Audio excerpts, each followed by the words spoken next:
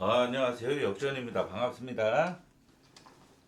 자, 아까 주간 영상 밑에 올려놨으니까 조회수가 별로 안 나오던데 남자농구 월드컵 예선 한번 영상 봐주시길 바랍니다.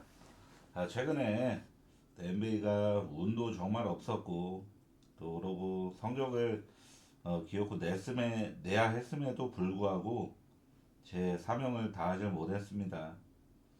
정말 죄송합니다. 다시 한번 정말 죄송하고 어, 꼭 반드시 고점을 타서 만회할 수 있도록 최선을 다하겠습니다. 죄송합니다. 자, 느바 분석 시작하도록 하겠습니다. 자, 필라델피아랑 마이애미 경기죠. 필라델피아는 폴 조지가 여전히 징계로 계속 결장하고 마이애미는 니콜라 요비치가 결장을 확정하고 다비온 미첼이 GTD입니다. 자, 필라는 뉴올에게 패배 후 미네소타전에부터 반등을 해내기 시작을 했죠. 미네소타전 이 해당 경기에서 필라델피아의 오펜에디 130 이상을 기록했단 말이죠. 120 이상 기록하면 정말 잘한 겁니다. 공격이 정말 좋았다라고 생각을 해야 됩니다. 인디애나 전에도 오펜에디 124를 기록하면서 두 경기 연속으로 135득점을 기록했죠. 마이애미는 후반기 시작 후 2연승 과정에서 모두 공격력이 좋았으나 직접 밀었기 전에 한풀 꺾이면서 패배를 했습니다. 타일러 히로가 범인 수준으로 야투가 부진했고 득실 마진 마이너스 20을 기록했을 정도로 정말 터무니없이 못한 경기였습니다. 마이애미 후반기 시작 후 페이스에 좀 주목을 했습니다. 애틀란타 전에 언더가 났었죠. 225점으로. 당시 마이애미가 혼자 기록한 페이스는 100.3이었어요. 혼자 기록한 페이스가 경기 페이스가 아니라 혼자 기록한 겁니다. 멤피스 전에 해고바가 났을 때는 108.1 그리고 미러키 전에 245점 오바가 났었던 경기에서 118.8을 기록을 했었습니다. 그런 것처럼 이 마이애미가 애틀란타 전에만 페이스가 좀 느린 농구를 했어. 얘네 치고는 느린 농구가 나왔는데 이 경기에서는 자세히 살펴보면은 1쿼터에 45점밖에 안 나면서 애초에 언더를 찍고 시작한 경기였습니다. 마이애미가 경기 시작과 종료 시점까지 단 1초도 애틀란타가 리드를 단 1점도 해본 적이 없었던 경기였단 말이죠. 그러니까 애틀란타가 1쿼터에 16점밖에 못 냈을 정도로 완전히 마탱이가 간 날이라서서 마이애미가 굉장히 이지하게 손쉽게 대승을 따는 그런 경기였습니다. 그런 경기가 진짜 이런 애틀란타전처럼 일방적인 승부가 아니었다면은 마이애미의 페이스는 엄청나게 빨랐습니다. 타이추종을 불허할 정도로 빨랐습니다. 특히 마이애미는 밀어키 전에 혼자 페이스 118대를 기록을 했는데 이는 지고 있는 상황에서 극단적으로 템포 푸시를 시도했다는 증거물입니다. 살펴봤듯이 마이애미가 후반기 시작 후 유일하게 언더가 난 경기는 애틀란타가 정말 아무런 힘도 못 쓴 최악의 퍼포먼스를 보인 그런 경기였고 이날 팀이 약 30%대를 기록했었던 애틀란타였습니다. 그러나 필라는 흐름을 회복했고 두 경기 연속 135득점이라는 절정의 공격 흐름을 보여주고 있는 상황이죠. 쉽게 말해서 마이애미 후반기 3경기에서 상대가 평균 이상만 해줬어도 정말 무기력한 경기만 안 했어도 오바가 떴다라는 그 정도의 증거물과 그리고 그 정도의 페이스를 기록을 했던 게 마이애미였어요. 그래서 필라가 저런 애틀란타처럼 정말 뜬금없이 무기력한 경기가 나올 가능성은 저는 정말 희박하다라고 보고 오바만 보겠습니다. 오바 쪽으로만 보겠습니다. 인디애나랑 샬럿 경기입니다. 인디애나는 니스미스 시아캄이 결장을 확정하고 네마드랑 퀸튼 잭슨이 GTD입니다. 샬럿은 살룬 혼자 결장하면서 사실상 플라이업 상황이라고 봐야겠고 샬럿은 전반기 막바지 구간에서 11전 10승이라는 놀라운 돌풍이 아직 건재하다고 좀 봐야 될 것 같습니다. 후반기 시작하고 2연패로 시작을 했지만 상대가 서부에서 최상위권, 동부에서 최상위권인 휴스턴 클블 강팀들 상대로 패배를 당한 거였죠. 거기다가 이 난투로 인한 징계자들 디아바테랑 마일즈 브리지스가 없는 경기들이었고 이후 워싱턴 시카고를 상대로 17점 차, 32점 차 압도적인 대승으로 강력함을 과시를 냈습니다. 특히 샬럿은 클블 전부터 3경기 연속 오펜 레이팅 122 이상을 기록을 하면서 절정의 공격 흐름을 자랑합니다. 지금 샬럿은 약팀 상대로 가장 대승 기대치가 높은 흐름을 보이고 있습니다. 특히나 이 인디애나는 시약함이 전열에서 이탈한 이후로 사실상 3점에 크게 의존하는 경기만을 좀 하고 있는데 경험이 적은 선수들로 라인업이 이루어지다 보니까 급격히 무너지는 구간이 꾸준히 발생을 해요. 바로 엄청난 런의 빈도가 높다라는 겁니다. 런은 막 스코어링은 13대 0 이런 거 말하는 겁니다. 직전 필라 전에도 1쿼터에 3점이 인디애나의 3점이 곧잘 잘 들어가면서 8점 차로 리드를 따내면서 1쿼터가 끝났지만 2쿼터에 18점 차로 무너졌고 3쿼터에도 11점 차로 또다시 무너지면서 사실상 가비지 게임 연출이 불가피했던 그런 경기가 나왔죠. 이날 21점 차로 필라에게 대패를 당한 과정에서 135실점이나 때려 맞은 과정을 보면은 기가 막힐 지경입니다. 필라의 티미아투가 58%, 근 60% 가까이 기록을 했고 필라가 3점을 이날 28% 8개 성공.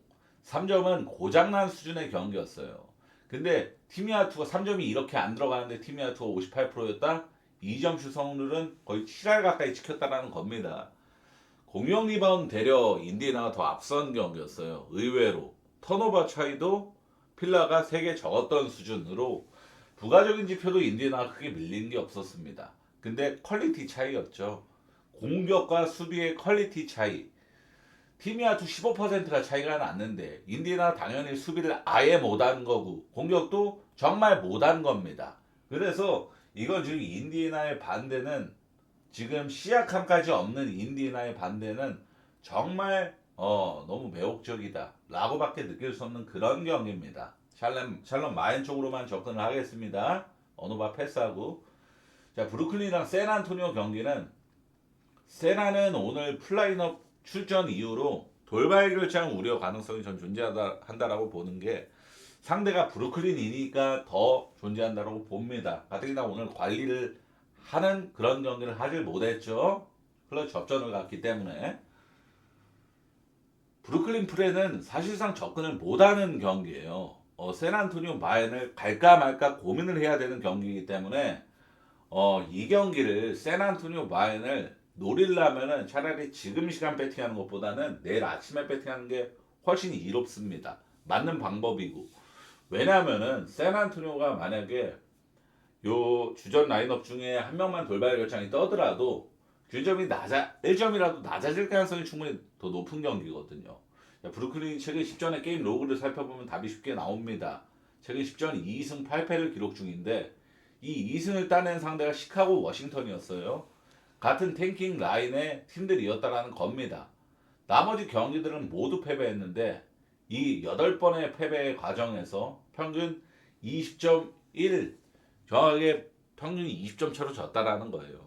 최근 10전에서 8패를 때려 맞은 과정에서 또한 브루클린은 최근 10전에서 패배한 8번의 패배에서 모두 마인을 당했습니다. 한 번도 프렌을 찍은 적이 없었어요. 샌안토니오가 오늘 비록 토론토전에 마인을 실패하면서 고작 3점 차 승리를 거뒀지만 브루클린이 지금 보여주고 있는 반대 마인 개꿀 본능은 샌안토니오 마인을 볼 수밖에 없는 구조적 현상입니다. 그러나 가장 우려사항은 돌발 결창인데 샌안토니오는 이 브루클린 원정 경기를 치르고 이틀간의 휴식이 주어지기 때문에 어느 정도 돌발 결장을 안 할 수도 있겠지만 상식적으로 브루클린 상대로는 굳이 무리를 할 이유가 없거든요. 그래서 저는 돌발 결장이 뜰 가능성이 더 높다라고 봐요. 웬바냐마 이런 선수들 근데 뜨더라도 샌안토니오 마인을 보는 게 맞습니다. 정말 오늘 클벨 마냥 막 3명이 동시에 돌발 결장 뜨는 게 아닌 이상 막 한 명 정도 돌발 결장 뜨는 수준은 웬바냐마 결장을 해더라도 저는 샌안 마인을 보는 게 맞다라고 봅니다. 근데 다시 한 번 말씀드리면 지금 배팅하는 건 되게 바보 같은 행동이에요. 내일 아침에 배팅하는 게 맞습니다. 샌안 마인은 시카고랑 포틀랜드 경기는 시카고는 제이든 아이비, 앰퍼니 사이먼스, 앨런 스미스, 패트릭 윌리엄스, 잭 콜린스 싹 다 결장입니다. 포틀랜드 데니 아브디아랑 쉐이든 샤프가 캘럽 러브까지 결장을 확정하고 로버트 윌리엄스 3세의 GTD입니다.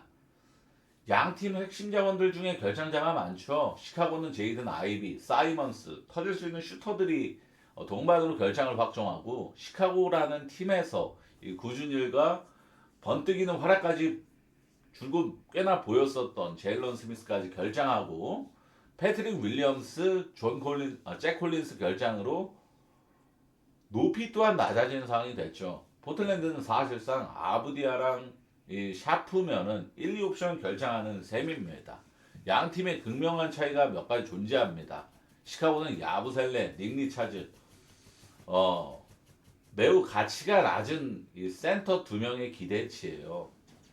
둘 다 정통 센터 롤을 맡기에는 터무니없는 센터들이라는 겁니다. 야부셀레는 주전 센터로 출전을 해서 야투 직전 경기에서도 야투 8개 중에 3점 시도가 7개였습니다. 그러니까 기본적으로 정통 센터들은 뭐 투맨 게임으로 받고 바로 덩크 찍고 공격 리바운드 잡고 바로 골밑슛 올라가고 이런 게 정통 센터들이 보여주는 롤. 야부셀레는 그런 센터가 전혀 아니라는 게 이것만 봐도 입증되는 거예요. 야투 8개 중에 7개가 3점이었다. 무늬만 센터 수준이고 닉 리차즈 같은 경우는 최근 시카고에서 최근 출전한 7경기에서 평균 20분을 뛰는 동안 2.3개의 턴오버를 기록 중입니다. 무조건 음수인 센터 2명만 있는 상황인데 포틀랜드는 도노반 클링언이라는 압도적인 빅센터가 존재하는 팀이죠. 이 매치업은 잽이 안 됩니다, 사실. 둘째로는 시카고는 사실상 패배 작업을 하는 팀이고 패작을 하는 팀이고 포틀랜드는 승리를 해야 하는 팀이에요. 포틀랜드는 플레인 토너먼트 순위권 경쟁을 빡세게 하고 있는 상황이죠. 아래로 클리퍼스와 1승 차이, 위에로는 골스랑 3승 차이일 뿐입니다. 포틀랜드가 3.5인들을 받았는데 아브디아와 이 쉐이든 샤프가 없는 것은 매우 아쉽지만 시카고의 지금 10연패 행진이 지금 윈나우 팀인 포틀한테 막힐 거라는 생각이 안 듭니다. 포틀 승 마인메인으로 서브 언더보겠습니다.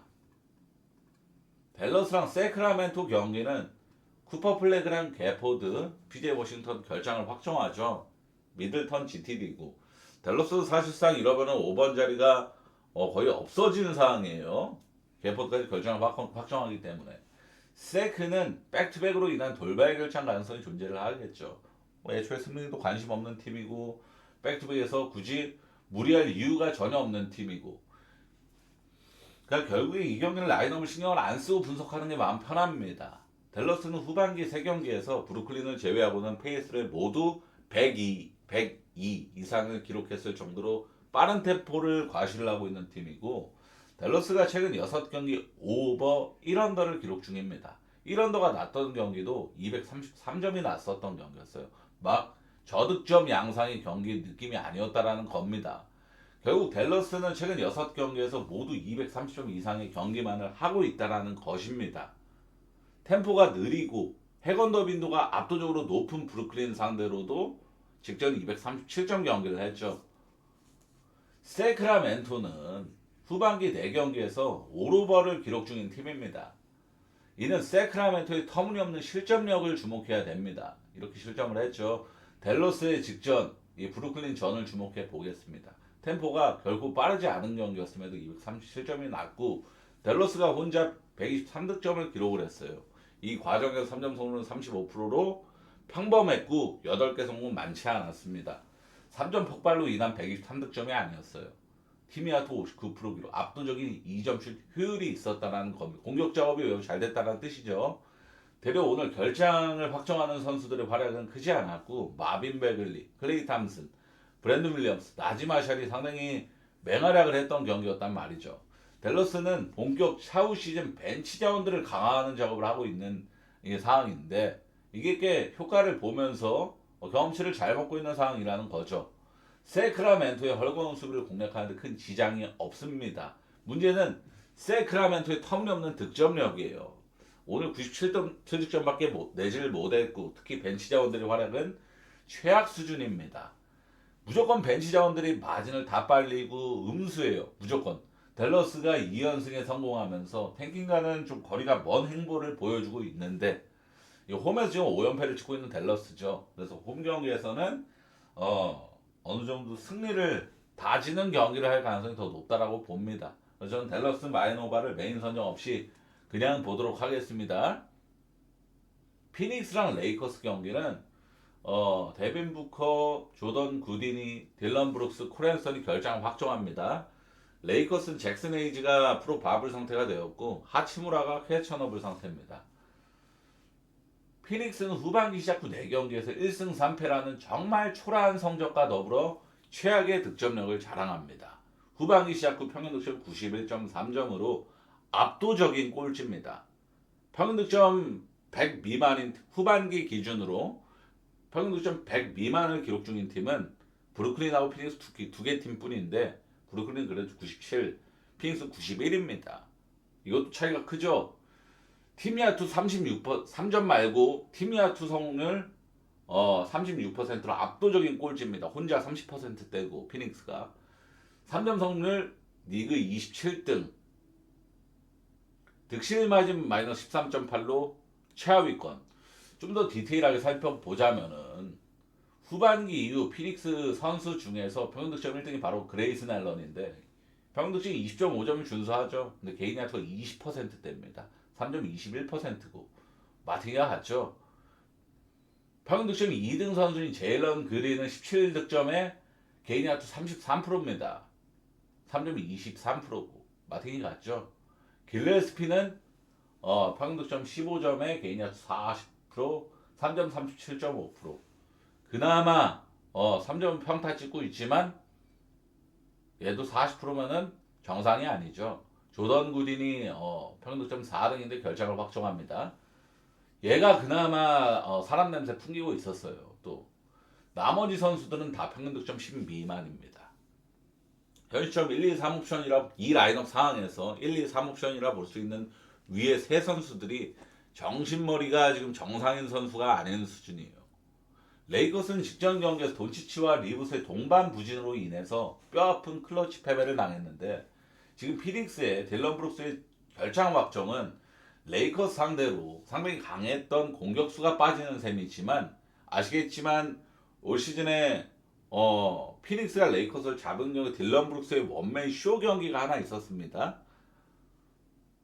그러니까 레이커스 상대로 상당히 강했던 공격수가 빠지는 셈이기도 하지만 돈치치와 르브론 에이스 그 타임에 요즘 벤치 타임에 르브론이 에이스로 나오죠.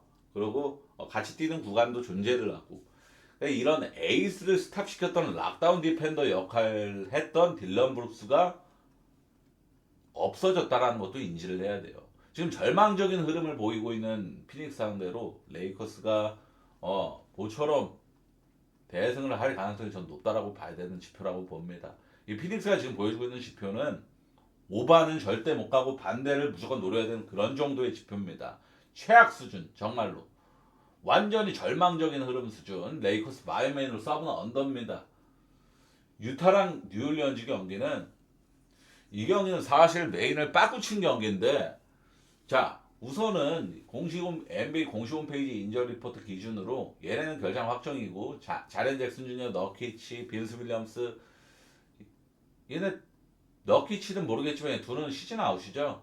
그리고 키온테 조지랑 마카렌 시티인데 마카렌은 여기서 결장할 가능성이 저는 9할까지 봅니다. 90%. 이따 설명하겠습니다. 뉴올은 에이스 머피 3세랑 이브 미시 결장하죠.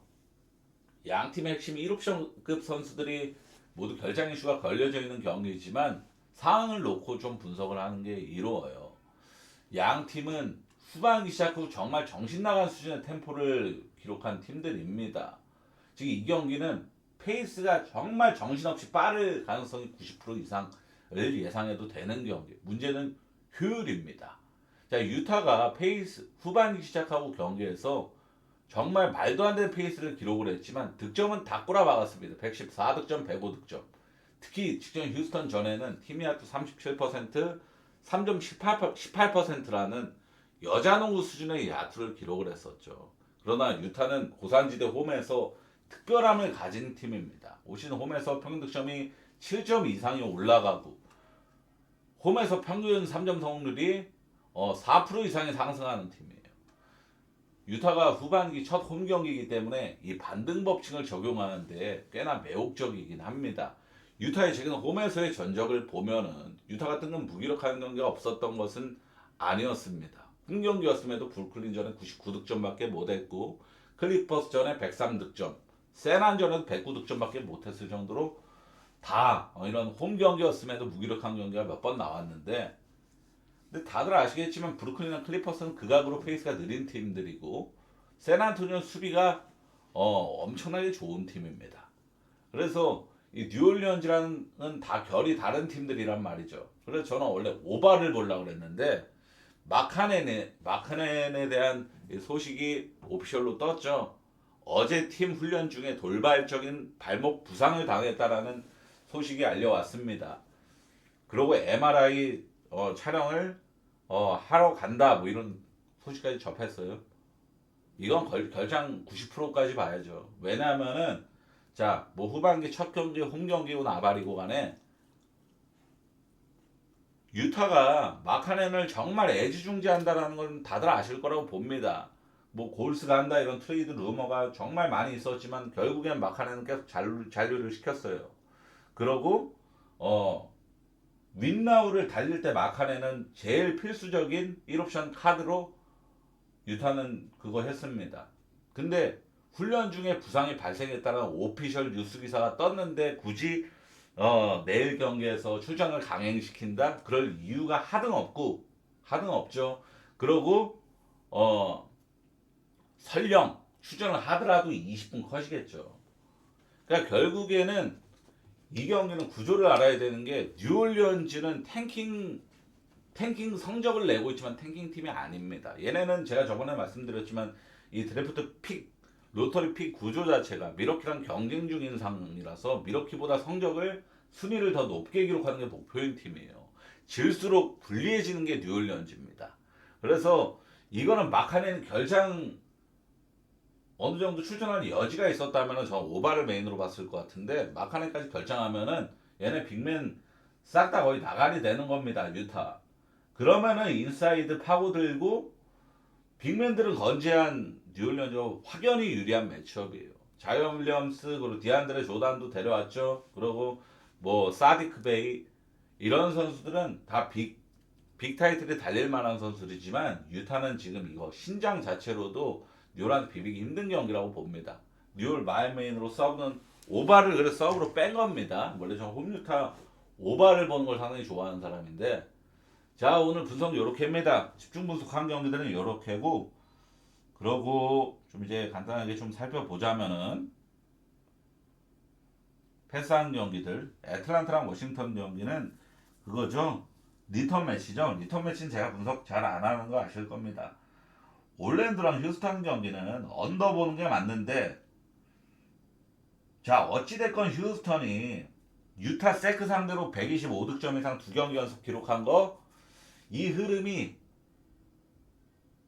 올랜도 같은 정상적인 팀 상대로도 유지가 되냐 안 되냐는 한번 지켜봐야 될 타이밍이죠. 어찌됐건 휴스턴이 두 경기 연속 3점이 매우 많이 넣었고 성공률 터졌기 때문에 폭발을 했기 때문에 이게 고점 흐름을 탄 건지 아니면은 세크랑 유타 상대로 완전 젬병 팀 상대로 당연히 터져야 될 거 터진 건지 이거를 확실하게 구분할 필요가 있는 경기예요. 그래서 근데 그럼에도 언더를 보는 게 맞다라고 보는 게, 제 양팀 올 시즌 맞대결 한번 230점 났었죠. 연장 갔습니다. 연장 가서 26점 나서 연장 안 갔으면 204점 나는 경기였어요. 연장 안 갔으면 204점 경기였습니다. 그 정도로 제가 페이스 계산법을 좀 바꾼 게, 이거는 제가 좀 화면에 좀 보여드리겠습니다. 자 후반기 시작부터 이게 잘 안 보이시죠? 좀 확대를 좀 해볼까요? 이렇게 하면 잘 보이죠. 후반기 시작 후 첫 경기부터 후반기 시작 후 마지막 경기 오늘 있었던 경기들까지 싹 다 이렇게 정리를 하고 있죠. 근데 여기서 제가 제일 주목할 점은 이 경기에서 클리블랜드의 오펜 레이팅이 몇이었는지, 이 경기 브루클린의 오펜 레이팅이 몇이었는지, 페이스가 몇이었는지. 이게 페이스는 아시다시피 NBA 공홈, 제가 전반기 때만 해도 계속 분석을 해왔던 게 이 경기의 페이스는 뭐 99였습니다. 103이었습니다. 이런 분석을 많이 했어요. 근데 이거는 좋은 점이 이 경기에서 클리블랜드는 페이스가 굉장히 느렸죠. 대략 브루클린이 빨랐습니다. 아시다시피 완전 통 가위즈 게임이 나왔던 경기라서 브루클린이 지고 있으니까 그래도 템포 푸시를 좀 시도했던 증거물이 나와 있는 거고, 클블은 여유롭게 이기는 경기니까 페이스를 낮추는 경기가 나왔던 거예요. 그렇죠? 그런 경기였다라는 그런 경기를 좀 읽을 수 있죠. 페이스를. 그래서 이렇게 정리를 하고 있는데, 직접 워싱턴이랑 애틀란타 경기 한번 볼까요? 이게 리턴 매치니까 애틀란타 브루클린이고, 애틀란타 워싱턴 경기 여기 있죠. 페이스가 105 나왔잖아요. 105 엄청나게 빠른 템포의 경기였는데,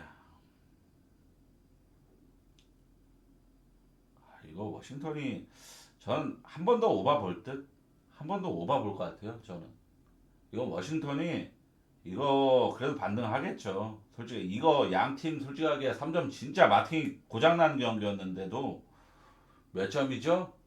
217점 났으면은 3점 진짜 평균치만 들어갔어도 240 찍는 경기였는데 페이스도 엄청나게 빨랐고, 저는 이번에도 3점은 안 고장난다고 보고 저는 오바 보겠습니다. 클리퍼스랑 미네소타 경기는, 야, 지금 미네소타가 오바 성향이 상당히 강하고 연속 오바를 내고 있고, 클리퍼스는 완전 쌩언더 팀인데, 이건 카와이 레너드 GT 좀 확인하고 가야 되는 경기예요, 사실. 근데 지금 이게 미네소타 원정 경기임에도 불구하고 5.5 마인을 받은 상태잖아요. 이거는 결장 가능성이 상당히 높은 배당이긴 한데, 만약에 카와이 결장할 것 같아요 하고 미네소타 마인 물어놨더니 레너드 결장 추정한다? 그러면은 몰라요. 이게 5점으로 간 게 완전히 똥 밟은 케이스가 될 수도 있는 겁니다. 그래서 조심할 필요가 있는 경기예요. 마지막 경기이기도 하고. 자, 선생님 시청해 주셔서 정말 감사합니다.